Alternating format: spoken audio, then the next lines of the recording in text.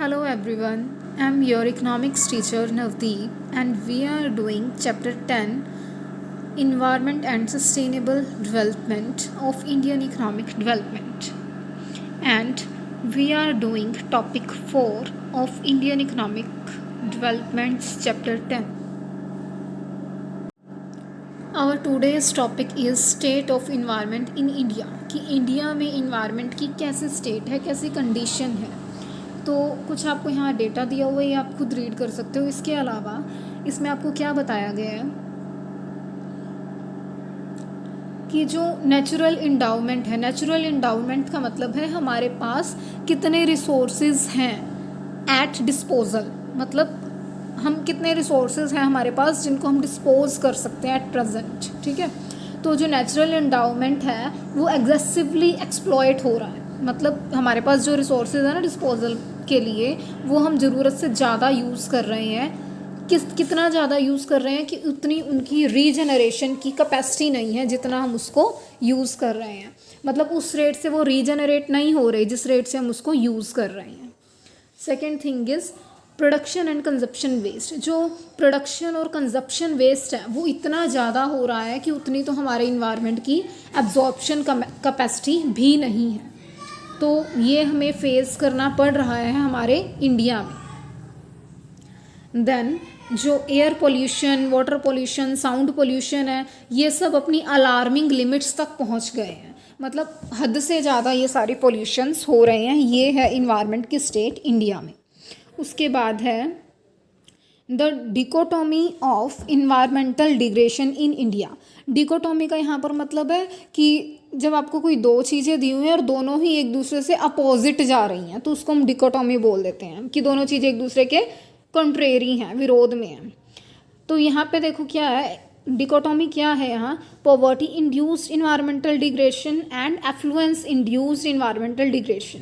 मतलब जो environment degrade हो रहा है ना वो दो तरीके से हो रहा है, दो साइड्स हैं उसकी. एक तो है पॉवर्टी के कारण, गरीबी ज़्यादा है इस वजह से. दूसरा है कि एफ्लुएंस बेस्ड, एफ्लुएंस हम बोलते हैं समृद्धि को, कि ग्रोथ करने के चक्कर में, अपना इनकम वगैरह को बढ़ाने के चक्कर में इन्वायरमेंट को डिग्रेड किया जा रहा है.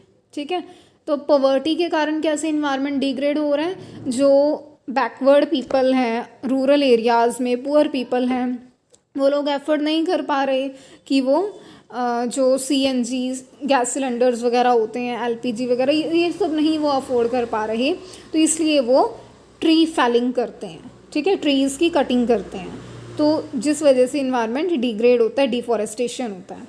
And second thing is expanding production activity. Production को बढ़ाने के लिए इंडस्ट्रीज़ बहुत ज़्यादा लगाई जा रही हैं. वहाँ पर इंडस्ट्रीज़ से अब पॉल्यूशन भी बहुत ज़्यादा निकलेगा. वहाँ से जो केमिकल्स वगैरह हैं वो सारे पानी में मिल जाते हैं, एयर में कुछ मिल जाते हैं, एयर एंड वाटर पॉल्यूशन होता है इस सब से. एंड जो व्हीकल्स होते हैं, ट्रैफिक व्हीकल्स के कारण बहुत ज़्यादा हो जाती है. कार्बन डाइऑक्साइड, कार्बन मोनोऑक्साइड, बहुत सारी गैसेस इन्वायरमेंट में मिल जाती हैं जिसकी वजह से नॉइज़ पोल्यूशन भी होता है और एयर पोल्यूशन भी होता है, ग्लोबल वार्मिंग भी होती है. उसके बाद है principal concerns of environmental degradation, कि इन्वायरमेंटल जो डिग्रेडेशन होता है उसके क्या इश्यूज़, कंसर्न्स मतलब क्या इश्यूज़ उसके कारण सामने हमारे आ सकते हैं. तो यहाँ पे कुछ पॉइंट्स लिखे हैं, इनको डिस्क्रिप्टिव वे में आपको करवाती हूँ one by one. First is degradation of land. अब देखो जो लैंड है वो क्यों डिग्रेड होती है. डिग्रेड मीन्स उसका लैंड इरोजन हो जाना या उसकी फर्टिलिटी कम हो जाना, इसकी बात हम यहाँ पे कर रहे हैं. एक तो क्या रीज़न हो सकता है इसका कि बहुत ज़्यादा ग्रेजिंग करवाई जाती है, जैसे एनिमल्स होते हैं ना उनको चरवाया जाता है तो वो जड़ से उखाड़ देते हैं जो घास फूस वगैरह होती है, जो मिट्टी होती है. ठीक है, और क्या रीज़न है, सॉइल की फर्टिलिटी कम हो जाती है ट्री फैलिंग की वजह से. और लोग क्या करते हैं, लगातार कुछ सालों तक एक ही जगह पर कल्टीवेशन करते हैं, फिर शिफ्ट हो जाते हैं. जब लगातार एक ही जगह पर उन्होंने कल्टीवेशन किया तो वहाँ की फर्टिलिटी कम हो गई. ऐसे ही डिफॉरेस्टेशन हो गया, या जंगलों में आग लग गई, या सॉइल को प्रॉपर कंजर्व करके नहीं रखा जा रहा. क्रॉप रोटेशन जो हो रही है, क्रॉप रोटेशन मीन्स कि बदल बदल के क्रॉप्स लगाई जाती हैं, तो वो इम्प्रॉपर हो रहा है. ठीक है, एंड जो एग्रीकल्चर किया जाता है, खेती की जाती है, उसमें केमिकल्स फर्टिलाइज़र्स बहुत ज़्यादा डाले जा रहे हैं आजकल। प्रॉपर इरिगेशन सिस्टम की कोई प्लानिंग नहीं है। जो ग्राउंड वाटर है, ज़मीन के नीचे पानी होता है, उसका लेवल बहुत ज़्यादा डाउन जा चुका है आज के टाइम पे, क्योंकि लोग एग्जेसिव यूज़ कर रहे हैं वाटर का। बहुत ज़्यादा ज़रूरत से वो निकाल रहे हैं, ज़रूरत से ज़्यादा एक्सट्रैक्ट कर रहे हैं ग्राउंड वाटर को। तो ये सारे रीजंस थे जिनकी वजह से लैंड डिग्रेड होती है। अब हम आते हैं एयर पोल्यूशन पे। एयर पोल्यूशन क्यों होता है? हमारी कंट्री में कितनी सारी देखो इंडस्ट्रीज़ हैं। अब इंडस्ट्रीज़ ज़्यादा हैं तो वहाँ से कई तरह की हार्मफुल गैसेस भी निकलेंगी और वो एयर में मिल जाती हैं। ठीक है, तो एक तो रीज़न हो गया इंडस्ट्रियलाइजेशन। जो CPCB है, CPCB की फुल फॉर्म आपको पता होनी चाहिए, 1 मार्क में आ सकता है, सेंट्रल पॉल्यूशन कंट्रोल बोर्ड। इसने 17 कैटेगरीज बनाई हैं लार्ज और मिडल स्केल इंडस्ट्रीज़ की, जिनसे एयर पॉल्यूशन बहुत ही ज़्यादा होता है। ठीक है, उनके नेम्स आपको लर्न करने की ज़रूरत नहीं है, सिर्फ इतना याद रखना है 17 कैटेगरीज बनाई हैं। किसने बनाई है? CPCB ने, सेंट्रल पॉल्यूशन कंट्रोल बोर्ड ने। एंड इसके अलावा और क्या रीज़न होता है एयर को पोल्यूटेड होने का? व्हीकलर एमिशंस, मतलब जो व्हीकल्स होते हैं ना, उनसे जो हार्मफुल गैसेस निकलती हैं, उनकी वजह से एयर पोल्यूटेड होती है। Then we will come to the water pollution and management of fresh water. अब जो वाटर पोल्यूशन होता है वो क्यों होता है? इंडस्ट्रीज से केमिकल्स निकलते हैं ना जो लिक्विड फॉर्म में, वो रिवर्स में जाके मिल जाते हैं, या फिर डोमेस्टिक सीवरेज जो घरों से कपड़े वगैरह धोते हैं या बर्तन ऐसा कुछ होता है, वो सारा पानी भी जाके स्ट्रीम्स या रिवर्स में फ्लो हो जाता है। खेती जब करते हैं तो वहाँ से भी जो पानी है वो निकल के, जो पानी होता है या उसके ऊपर खड़ा होता है ना, इरिगेशन के थ्रू जो दिया जाता है, तो उसमें भी कई केमिकल्स वगैरह मिक्स हो जाते हैं जो स्ट्रीम्स और रिवर्स में फ़्लो हो जाते हैं बाद में। थर्मल पावर प्लांट्स होते हैं, जो थर्मल पावर हाउसेस होते हैं, वहाँ पर क्या होता है कि पानी को बहुत ज़्यादा गर्म करके जो रिवर्स वगैरह का वाटर होता है उसको हीट करके उससे जो गैस निकलती है, धुआं निकलता है, हीट निकलती है, उससे इलेक्ट्रिसिटी जनरेट की जाती है। तो वो जो ऐश होती है वो पानी के साथ भी मिक्स हो जाती है, जिस वजह से भी वाटर पोल्यूशन होता है। Now loss of biodiversity. Biodiversity किसको बोला गया यहाँ पे? जो होता है ना flora and fauna. Flora means plants and fauna means animal species वगैरह जितनी भी हैं। तो इन चीज़ों पर भी बहुत इफ़ेक्ट पड़ा है इन्वायरमेंटल डिग्रेडेशन का। वो कैसे?